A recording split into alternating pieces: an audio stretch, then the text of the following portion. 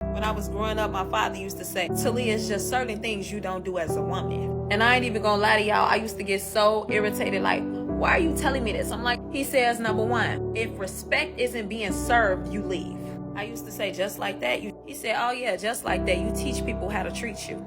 Number two, he said, you never go out to eat with a man and not have that bill times two. I said, so what you mean? He says the amount it takes to feed two people, you and him at that table, you don't go out to eat with that man unless you have that times two. I said, okay, clock it.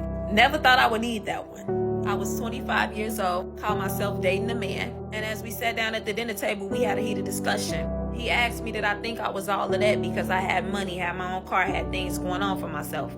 And I said, no, I don't think I'm all of that, but I do have the things that I have for myself. What type of question are you asking me? He says, oh yeah? Well, how would you feel if I got up and left you at this table right now? You have to pay your own bill. You got it? I said, I sure do. I got that times two.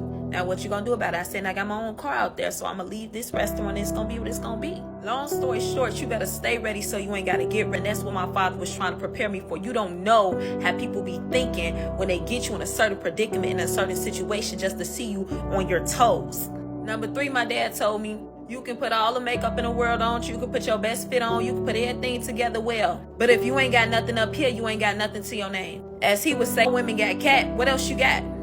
And I went home that day to my mama's house crying. I was mad. I was upset. I felt like my own dad was telling me I wasn't pretty because at that time I was popping my stuff. I ain't had no money for real, but I was popping my little stuff. I had my hair done and my nail, until I got older and realized that an empty place without no furniture ain't no home. So a beautiful girl without any substance, any intelligence, anything that's worth anything is not a woman. And furthermore, he was trying to protect me for the people who would only see a pretty face and not know what else I had behind it. And some days I didn't want to go back to his house because I felt like he was just saying things to hurt my feelings. To this day, the man could make me cry if he wanted to. He prepared me for everything that I went through and everything that I'm still going through today. Can't nobody come harder than he did. To this day, that man has never told me no. He treats me like a queen, like a real life queen. But that man made me mentally equipped for a lifetime. He would take me to the nicest restaurants just to show me before anybody else could show me anything.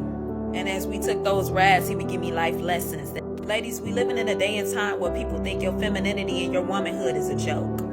People are depending on your stupidity, depending on your vulnerability, depending on you to fall short so they can pick up where you fall short on and play a game with you. Especially my women who are independent, who have jobs and their own money. See, some men are taking that as a hit or a threat to their manhood, to their masculinity. And the lengths that they would go to make you feel like you're small, to get their power back, is so dangerous.